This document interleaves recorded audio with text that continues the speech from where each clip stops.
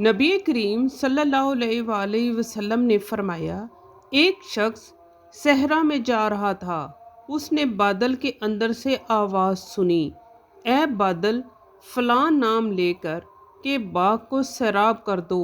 तो बादल एक मैदान की तरफ से आया और उस मैदान में बरसना शुरू कर दिया।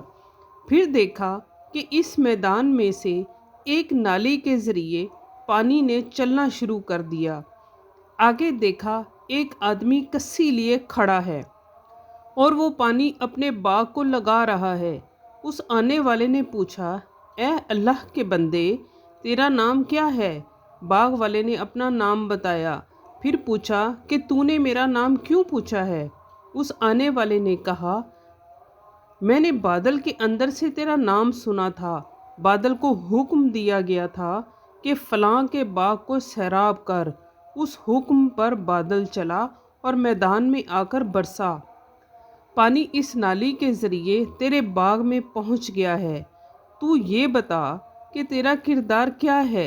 इस बाग वाले ने बताया, मेरा किरदार ये है कि जब ये बाग फल देता है तो मैं इसमें से तीसरा हिस्सा बतौर शुक्र फी सबीलिल्लाह सदका कर देता हूँ और तीसरा हिस्सा अपने पर और अपने अहलो अयाल पर खर्च करता हूँ और तीसरा हिस्सा इस बाग की देखभाल पर खर्च कर देता हूँ।